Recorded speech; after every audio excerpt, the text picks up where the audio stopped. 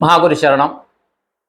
ഇന്ന് ഞാൻ ജൂൺ 9 രണ്ടാമത്തെ വീഡിയോയാണ് ഇടുന്നത്. രാവിലെ ഒരു വീഡിയോ ഇട്ടിരുന്നു. അപ്പോൾ മെഡിറ്റേഷൻ കഴിഞ്ഞ് എൻ്റെ കുളി ഉപാസന കഴിയാത്തത് കൊണ്ടാണ് ഞാൻ എൻ്റെ മുഖം കാണിച്ച് വീഡിയോ ഇടാത്തത്. ഇപ്പോൾ ഇടുന്നു. പലരും സൂചിപ്പിച്ചു. അപ്പോൾ ദയവ് ചെയ്ത് മനസ്സിലാക്കുക. അപ്പോൾ ഇന്ന് രാവിലെ തന്നെ സാധാരണ രാവിലെ 2:30-3 മണിക്കുണരും. അതുപോലെ ചിലപ്പോൾ മെഡിറ്റേഷൻ ചെയ്യും. പല രീതിയിലാണ്, ഒന്നും പറയാൻ പറ്റുകയില്ല. കാര്യം ടൈം നമ്മൾ കുറേ കഴിയുമ്പോഴത്തേക്ക് ടൈം എന്ന ഇതിൽ നിന്ന് നമ്മൾ മാറും. എൻ്റെ അനുഭവമാണ് ഞാൻ പറയുന്നത്. ആ ടൈം എന്നുള്ള ഇതിൽ നിന്ന് നമ്മൾ മാറും. പിന്നെ ഇപ്പം ഞാൻ ടൈം ആശ്രയിക്കണ ഒറ്റ കാര്യത്തിനാണ്. എന്നെ ടൈമിൽ ലോക്ക് ചെയ്തിരിക്കണ കാര്യം, ഗുളികകൾ സമയത്ത് കഴിക്കണം. ആ കാരണം മാത്രമാണ് ഇപ്പം ടൈം എന്നുള്ള ഒരു കൺസെപ്റ്റ് എന്നിലുള്ളത്. ബാക്കി ടൈം എന്നുള്ളത് പറയണ ആ ഒരു ഇതില്ല. കഴിഞ്ഞ ഡയമെൻഷനിൽ ടൈമില്ല.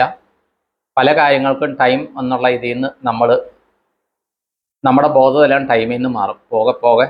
അങ്ങനെയുള്ള അനുഭവം ഉള്ളവരുണ്ടെന്ന് തോന്നും.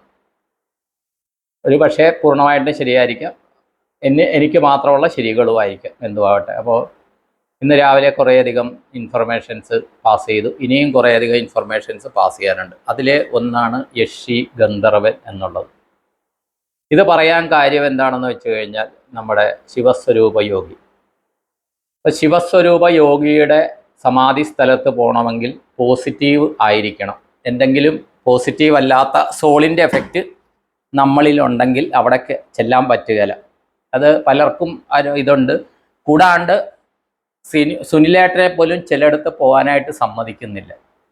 അത് പോകാൻ സമ്മതിക്കാത്തതിൻ്റെ ഒരു കാര്യം എന്താണെന്ന് വെച്ച് കഴിഞ്ഞാൽ, അതിൻ്റെ ഒരു വേറൊരു ഇത് പറയാം. ഞാൻ വളരെ ചെറുപ്പത്തിൽ ഒരു മന്ത്രവാദ നോവൽ വായിച്ചു. ആ മന്ത്രവാദ നോവലിൽ എന്താണെന്ന് വെച്ച് കഴിഞ്ഞാൽ, ഒരു പുരോഹിതൻ, ഈ പുരോഹിതന് ഒരു ടിൻ ബ്രദർ ഉണ്ട്.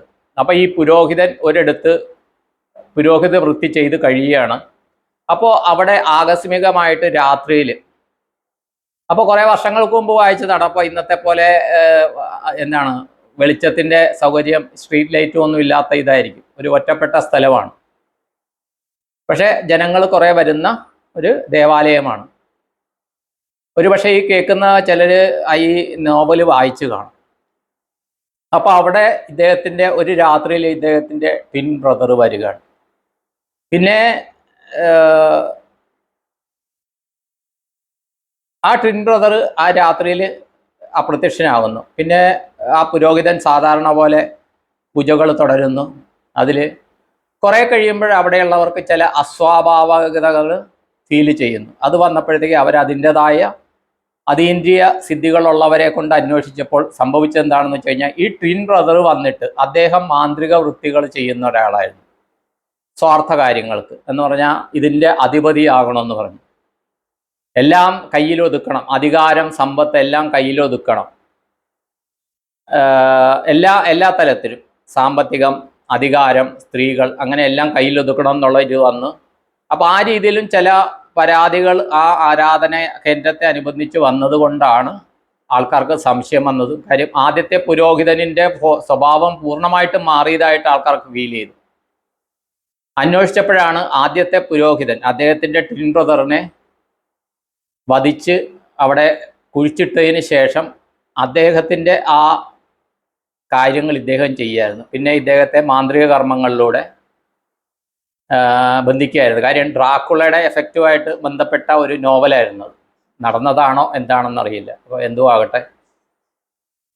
അപ്പോൾ അതുപോലെ തന്നെ നമ്മളിൽ പല ആൾക്കാരിലും പല രീതിയിലുള്ള ഇത് കാണും. ഇപ്പം ചിലയിടത്ത് ചില പ്രസൻസ് കാണും, സോൾ പ്രസൻസ്. പക്ഷേ ഈ സോൾ പ്രസൻസ് അവർ ആരാധിക്കുന്ന ദേവതകളെയോ അല്ലെങ്കിൽ ഗുരുക്കന്മാരുടെയോ രൂപങ്ങളെയൊക്കെ അവർക്ക് സൃഷ്ടിച്ച് കാണിച്ചു കൊടുക്കും. അങ്ങനത്തെയൊക്കെ പ്രതിഭാസങ്ങളുണ്ട്. അപ്പോൾ അതിനെക്കുറിച്ചൊക്കെ പിന്നെ പറയാം. കാര്യം അത് ഡീറ്റെയിൽഡ് പറയാൻ പോയാൽ കുറേയൊക്കെ ഉണ്ട്. അപ്പം ഇതിൽ സംഭവിച്ചത്, ഒരു ഫാമിലിയെ എനിക്ക് ബ്ലസ് ചെയ്യാൻ നിയോഗം കിട്ടി. നേരിട്ട് ബ്ലസ് ചെയ്യാൻ നിയോഗം കിട്ടി. ആ നിയോഗം കിട്ടിയതിന് ശേഷം ആണ് അവർ സമാധിയിൽ പോയി. അപ്പോൾ ഞാൻ സമാധി പോയ സമയത്ത് പിന്നെയാണ് അറിയുന്നത്, ഞാൻ സമാധി പോയ സ്ഥലത്തിൻ്റെ അടുത്ത് അവിടെ നിന്ന് വളരെ കുറഞ്ഞ ദൂരത്തിന് യാത്ര ചെയ്യേണ്ട ഫാമിലിയാണിത്. പക്ഷേ ഞാൻ സമാധിയിലേക്ക് പോകുന്ന വിവരമൊക്കെ അവരെ അറിയിച്ചിരുന്നു. അവർ ആ മെസ്സേജ് കണ്ടില്ല. എന്തുകൊണ്ടെന്നാൽ അവരിൽ പോസിറ്റീവ് അല്ലാത്ത ഒരു പ്രസൻസ് ഉണ്ടായിരുന്നു. അത് ബ്ലസ് ചെയ്ത് മാറ്റേണ്ട നിയോഗം എനിക്കായിരുന്നു. അപ്പം ഞാൻ സമാധിയിലുള്ള സമയത്തെല്ലാം ഇവർ ഒരു ആരാധനാലയത്തിലായിരുന്നു. ഞാൻ എവിടെ വരാമെന്ന് പറഞ്ഞു, അവിടെ ആരാധനാലയത്തിൽ ഈ കുടുംബം കാത്തിരിക്കുകയായിരുന്നു, ഉദ്ദേശം 2-3 മണിക്കൂറോളം. അത് കഴിഞ്ഞ് പിന്നെ ആ സോളിനെ, ആ പ്രസൻസിനെ ഞാൻ മാറ്റിക്കഴിഞ്ഞതിന് ശേഷമാണ് അവർക്ക് ആ സമാധി സ്ഥലത്ത് പോകാൻ കഴിഞ്ഞത്. ഞാനിപ്പോൾ ഇത് പറയാൻ കാര്യം എന്താണെന്ന് വെച്ച് കഴിഞ്ഞാൽ, സുനിലേട്ടൻ്റെ ഇന്നലത്തെ മിനിഞ്ഞാന്നത്തെ സ്റ്റാറ്റസ് കണ്ടവർക്ക് മനസ്സിലാകും. സുനിലേട്ടൻ്റെ അടുത്ത് ഒരു വീട്ടിൽ പോയപ്പോൾ അകത്ത് കയറരുതെന്നും അവിടെ നിന്നൊന്നും വാങ്ങിച്ച് കഴിക്കരുത്, വെള്ളം പോലും കുടിക്കരുതെന്ന് ശിവസ്വരൂപ യോഗി കൊടുത്ത നിർദ്ദേശം. അത് കാരണങ്ങൾ ഇതാണ്. കാര്യം ശിവസ്വരൂപ യോഗി ഒരു തരത്തിലും പോസിറ്റീവ് അല്ലാത്ത എന്തെങ്കിലും ഉള്ളത് അങ്ങോട്ടേക്ക് അദ്ദേഹത്തിൻ്റെ സമാധി സ്ഥലത്തേക്ക് അടുപ്പിക്കുന്നില്ല. പ്രത്യേകിച്ച് വെജിറ്റേറിയൻ അല്ലാത്തതും ഒന്നും അടുപ്പിക്കുന്നില്ല. അങ്ങനെയാണ് അനുഭവങ്ങൾ. അപ്പോൾ ഇത് പറയുമ്പോഴാണ് നമ്മൾ കേട്ടിട്ടുണ്ട് പലതിലും. ഇപ്പോൾ ഇന്ന് കുറേയധികം പേരെ വീഡിയോ കോൾ ചെയ്തു. കാര്യം ഇന്ന് രാവിലെ എനിക്ക് കിട്ടിയത് താല്പര്യമുള്ളവരെ വീഡിയോ കോൾ ചെയ്യാനാണ്. അപ്പോൾ ഞാൻ പറഞ്ഞു ഫ്രീ ആണെങ്കിൽ വീഡിയോ കോൾ ചെയ്യാം. അത് ശ്രീബായി അതെല്ലാം വെച്ചുള്ള കണക്ഷൻ, ശ്രീബായി ഇടുന്ന കാര്യങ്ങൾ ഞാൻ സ്റ്റാറ്റസിൽ ഇങ്ങനെ കട്ട് ചെയ്ത് ഇടാറുണ്ട്. അതുമായിട്ടുള്ള കണക്ഷൻസാണ്. അത് ശിവസ്വരൂപ യോഗിയിലും വന്ന് നിൽക്കുകയാണ്. ശിവസ്വരൂപ യോഗിയുടെ കണക്ഷൻ നോക്കിപ്പോയാൽ കൈലാസത്തോളവും കൈലാസം കഴിഞ്ഞുകൊണ്ട് ഇപ്പോൾ അവിടെ ഒരു ജന്മം എടുത്തു എന്നുള്ളതേ ഉള്ളൂ, ശ്രീകാര്യത്ത്. ആ തലത്തിലാണ് അദ്ദേഹം നിൽക്കുന്നത്. തിരുവണ്ണാമല പോയപ്പോൾ എനിക്ക് കിട്ടിയ അറിവുകളാണ്. അത് ഞാൻ സുനിലേട്ടനുമായിട്ട് ഷെയർ ചെയ്തിട്ടുമുണ്ട്. അപ്പോൾ കുറേയധികം പേരെ വീഡിയോ കോൾ വിളിച്ച് ഇത് ചെയ്തു. അങ്ങനെയാണ് വീഡിയോ കോൾ വിളിച്ചിട്ട് ബ്ലസ് ചെയ്യാനാണ് താല്പര്യമുള്ളവരെ ബ്ലസ് ചെയ്യുക. അങ്ങനെയാണ് അത് കിട്ടിയത്. അത് അതിൻ്റെ കൂടെ പറയട്ടെ, ചിലർ ദക്ഷിണ അയച്ചു. അതിൻ്റെ ഒന്നും ആവശ്യമില്ലായിരുന്നു, എങ്കിലും ദക്ഷിണ അയച്ചു തന്നവരുടെ ഞാൻ വളരെ വിനയപൂർവ്വം സ്വീകരിച്ചിരിക്കുന്നു. അതിൻ്റെ 1,00,000 ഇരട്ടി പ്രതിഫലം അതിൻ്റെ അനുഗ്രഹമായി അല്ലെങ്കിൽ സമ്പത്തായിട്ട് അവർക്ക്, ആ കുടുംബത്തിന് കിട്ടട്ടെ എന്ന് ഞാൻ സങ്കല്പം ചെയ്ത് പ്രാർത്ഥിക്കുകയാണ്. അതും ഈ സമയത്ത് അറിയിക്കുകയാണ്. അപ്പോൾ ഇപ്പോഴും ഒരു സോൾ പ്രസൻസ് ഒക്കെ ഫീൽ ചെയ്യുന്നതാണ്. ഞാൻ കണ്ണടച്ചിരിക്കുന്നത്, വൈബ്രേഷൻ ഫീൽ ചെയ്യുന്നു എനിക്ക്.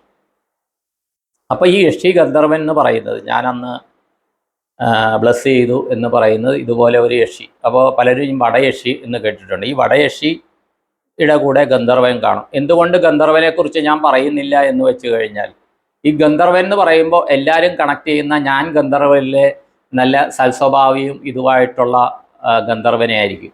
അതല്ല, അത് പത്മനാഭൻ സാർ ഉണ്ടാക്കിയ ഒരു കഥാപാത്രമാണ്. പക്ഷേ ഗന്ധർവന്മാരെന്ന് പറഞ്ഞാൽ, യക്ഷികളെന്ന് പറഞ്ഞാൽ അവർക്കൊരു ശരീരമില്ലെന്നും. ഇപ്പോൾ സർപ്പക്കാവുകൾ, ചില സർപ്പക്കാവുകളിൽ കുറേയധികം ദേവത മൂർത്തികളുള്ളിടത്ത് ഗന്ധർവൻ പാട്ടെന്ന് പറഞ്ഞ പരിപാടി കാണും. അത് സ്ത്രീകൾ തന്നെയായിരിക്കും, സ്ത്രീകളിൽ തന്നെയായിരിക്കും യക്ഷിയും യക്ഷിയുടെയും ഇത് കാണുന്നത്, സാന്നിധ്യം കാണുന്നത്. തുള്ളുന്നത് സ്ത്രീകൾ തന്നെയായിരിക്കും യക്ഷിയായിട്ടും ഗന്ധർവനായിട്ടും തുള്ളുന്നത്. പക്ഷേ ഇവരുടെ വേഷഭൂഷാദികൾ വ്യത്യസ്തമായിരിക്കും. ഗന്ധർവൻ പാട്ട് കണ്ടവർക്ക് ഇതറിയും. ഇതേ കാര്യം തന്നെ മനുഷ്യ ജീവിതത്തിലും ഉണ്ടാകുന്നു. സ്ത്രീകളിൽ ഈ ഗന്ധർവൻ എന്ന് പറയുന്ന ആ എനർജി ഇത് ചെയ്തിട്ട്,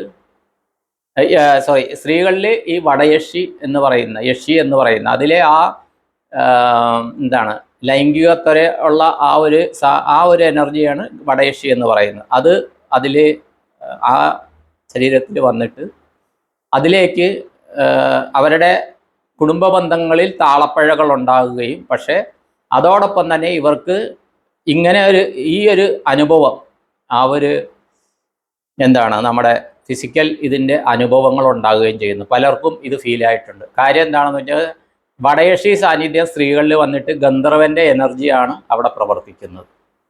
സൂക്ഷ്മതലത്തിൽ ഇത് സംഭവിക്കുന്നതാണ്. ഇതിന് പ്രതിവിധിയുണ്ട് കേട്ടോ, ആരും പേടിക്കുകയൊന്നും വേണ്ട. ഇതേ കാര്യം പുരുഷന്മാരിൽ സംഭവിക്കുന്നു. പുരുഷന്മാരിൽ എന്താണെന്ന് വെച്ച് കഴിഞ്ഞാൽ, ഗന്ധർവൻ എന്ന് പറഞ്ഞാൽ വിദേശത്തുള്ളവർ പോലും ഇത് പറഞ്ഞിട്ടുണ്ട്. കുടുംബമായിട്ട് താമസിക്കുന്നവർക്ക് പോലും ഇത് അനുഭവമുണ്ട്. അത് മെനപ്പോസ് കഴിഞ്ഞ ലേഡീസിലും ഈ ഒരു ഇത് നടക്കുന്നുണ്ട്. കാര്യം വടയക്ഷിയെക്കുറിച്ച് എനിക്ക് തോന്നുന്നു ആ ബാക്കിലിട്ട വീഡിയോയ്ക്ക് ശേഷം കുറേയധികം പേര് ഇത് പേഴ്സണലി പറഞ്ഞിട്ടുണ്ട്. അപ്പോൾ അതിൻ്റെ പലർക്കും പ്രതിവിധികൾ ഞാൻ പറഞ്ഞു കൊടുത്തിട്ടുണ്ട്. അപ്പോൾ മെനപ്പോസ് കഴിഞ്ഞ ആൾക്കാർക്ക് പോലും 65 വയസ്സ് അതിനു മുകളിലുള്ള ആൾക്കാർക്ക് പോലും ഈ ഒരു അനുഭവം ഉണ്ടായിട്ടുണ്ട്. അപ്പോൾ പുരുഷന്മാരിൽ സംഭവിക്കുന്ന എന്താണെന്ന് വെച്ച് കഴിഞ്ഞാൽ ഗന്ധർവൻ എന്ന് പറയുന്ന ആ എനർജി പുരുഷൻ്റെ ആ സ്വാഭാവികമായ ആ സൂക്ഷ്മ ശരീരത്തിലേക്ക് ആകർഷിക്കപ്പെടുകയും അവിടെ ആ വടയേഷി എന്നുള്ള സ്ത്രീ ശക്തി അവിടെ ഫിസിക്കൽ വേഴ്സ് നടത്തുകയും ചെയ്യുന്നു. അതിൻ്റെ ഒരു അനുഭവത്തിലൂടെ പുരുഷൻ കടന്നു പോകുന്നു. അത് പക്ഷേ വളരെയധികം സുഖകരമായിരിക്കില്ല, വളരെയധികം ഒരു ശാരീരികവും മാനസികവുമായിട്ട് ബുദ്ധിമുട്ടുള്ള അനുഭവത്തിലൂടെയാണ് അത് കടന്നു പോകുന്നത്. സാധാരണ ഫാമിലി ലൈഫിലെ ഇങ്ങനത്തെ റിലേഷൻ എന്ന് പറഞ്ഞാൽ വളരെയധികം സന്തോഷവും സുഖകരവും ആനന്ദമയ കോശം വരെ നമ്മുടെ ആ ഇതിനെ ഉണർത്തുന്നതുമാണ്. പക്ഷേ ഇവിടെ അതല്ല, ഇത് മനോമയ കോശത്തിൽ തന്നെ വളരെയധികം അസ്വസ്ഥതകൾ ഉണ്ടാക്കുന്ന ഒരു പ്രക്രിയയാണ് ഇത് നടക്കുന്നത്. കാര്യം നമ്മുടെ ശരീരം അതിൻ്റെ ഓറ യൂസ് ചെയ്തിട്ട് ഇവർ അവരുടെ ആ എനർജി വിപുലപ്പെടുത്തുകയാണ് ചെയ്യുന്നത്. പലർക്കും ഇത് അനുഭവമുണ്ട് കേട്ടോ. ഈ കാര്യം ഞാൻ അറിയിക്കുകയാണ്. അപ്പോൾ എന്ത് കാര്യത്തിനും പ്രതിഫലം എന്നുള്ളതല്ല, അതിന് പരിഹാരമുണ്ട്. അപ്പോൾ പരിഹാരം എല്ലാത്തിനും എൻ്റെ അടുത്ത് പരിഹാരം ഉണ്ടെന്ന് ഞാൻ പറയുന്നില്ല. കാര്യം എന്താണെന്ന് വെച്ച് കഴിഞ്ഞാൽ അതിന് നിയോഗമുണ്ടെങ്കിൽ ശ്രമിക്കാമെന്ന് മാത്രം. ഒരു കാര്യം മാത്രം ഉറപ്പു തരാം, ഞാൻ സാത്വികമായ രീതിയിൽ കാര്യം ചെയ്യാൻ പറ്റുള്ളൂ.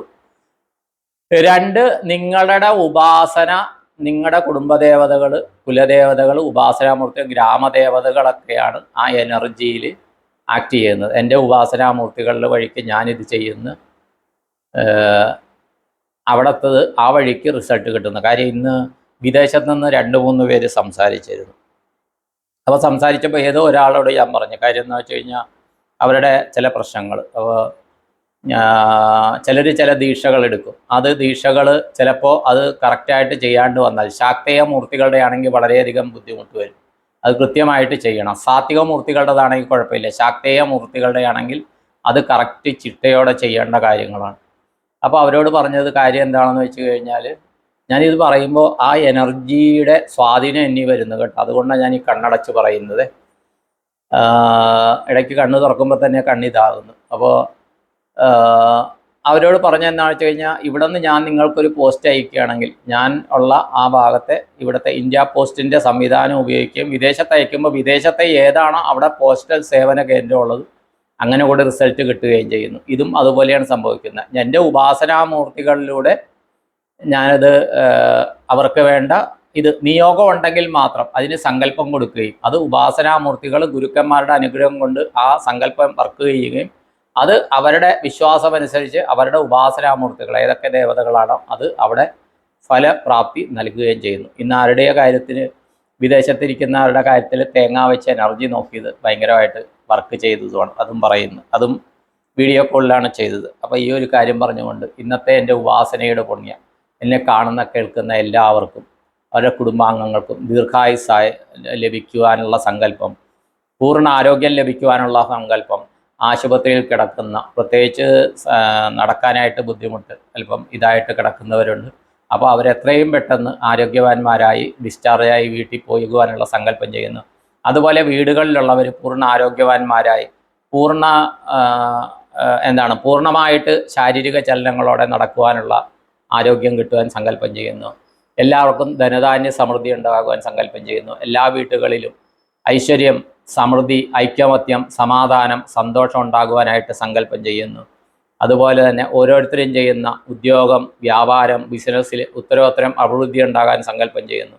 അതുപോലെ കുട്ടികളുടെ പഠനത്തിൽ നല്ല മികവ് പുലർത്തി ഉന്നത വിജയം നേടി അവർക്ക് നല്ല വരുമാനത്തോടു കൂടി അവരാഗ്രഹിക്കുന്ന സർവീസ്, പ്രൊഫഷനിലോ ജോലിയിലോ അവർ ജോയിൻ ചെയ്ത് അവർക്ക് ഓരോ കുലത്തിൻ്റെയും സംസ്കാരമനുസരിച്ചുള്ള ജീവിത പങ്കാളി ലഭിക്കുവാൻ സങ്കല്പം ചെയ്യുന്നു.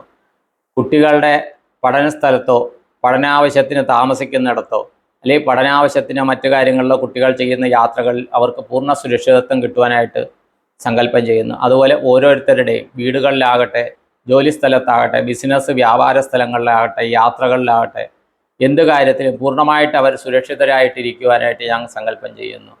അതുപോലെ എല്ലാവരും മനസ്സുകൊണ്ടും വാക്കുകൊണ്ടും പ്രവൃത്തി കൊണ്ടും ധന പോസിറ്റീവായ കാര്യങ്ങൾ ചെയ്യുവാനും അതിൻ്റെ മിനിമം 100 മേനി അനുഗ്രഹം ഈ 33 ദേവതകളിൽ നിന്നും ഓരോരുത്തരുടെയും കുടുംബദേവത, കുലദേവത, ഗ്രാമദേവത, ഇഷ്ടദേവത, ഗുരുക്കന്മാർ, പിതൃപരമ്പരകൾ, പിതൃക്കന്മാരിൽ നിന്നൊക്കെ അനുഗ്രഹമായും ആയുസ്സായും ആരോഗ്യമായും സമ്പത്തായിട്ടും സമാധാനമായും സന്തോഷമായും കുടുംബത്തിലെ ഐക്യമത്യമായും നല്ല കുടുംബജീവിതമായിട്ടും ലഭിക്കുവാനായിട്ട് സങ്കല്പം ചെയ്ത് പ്രാർത്ഥിക്കുന്നു. അതുപോലെ തന്നെ ഭാര്യാഭർത്തൃ ബന്ധങ്ങളിൽ, കുട്ടികളുമായിട്ട് ബന്ധങ്ങളിൽ, മരുമക്കളുമായിട്ടുള്ള ബന്ധങ്ങളിൽ, കൊച്ചുമക്കളുമായിട്ടുള്ള ബന്ധങ്ങളെല്ലാം പൂർണ്ണമായിട്ടും ഐക്യമത്യത്തോടെയും സമാധാനത്തോടും സന്തോഷത്തോടും കൂടി ഇരിക്കുവാനായിട്ട് എൻ്റെ ഗുരുപരമ്പരകളെ, ഉപാസനാമൂർത്തികളെ മാധ്യമായി പ്രാർത്ഥിക്കുന്നു, സങ്കല്പം ചെയ്യുന്നു. ഇങ്ങനെ സങ്കല്പം ചെയ്തുകൊണ്ട് എല്ലാവർക്കും എല്ലാവിധ നന്മകളും വരട്ടെ എന്ന് പ്രാർത്ഥിക്കുന്നതോടൊപ്പം ഓരോരുത്തരും അമ്പലത്തിൽ ചെയ്യുന്ന വഴിപാടുകൾ അവരുടെ ഒഫീഷ്യൽ പേരിൽ മാത്രം ചെയ്യണമെന്ന് വിനീതമായിട്ട് അപേക്ഷിച്ചുകൊണ്ട്, അതിൻ്റെ അനുഭവമുണ്ട്, അത് പിന്നെ ഒരിക്കൽ ഞാൻ പറയാം.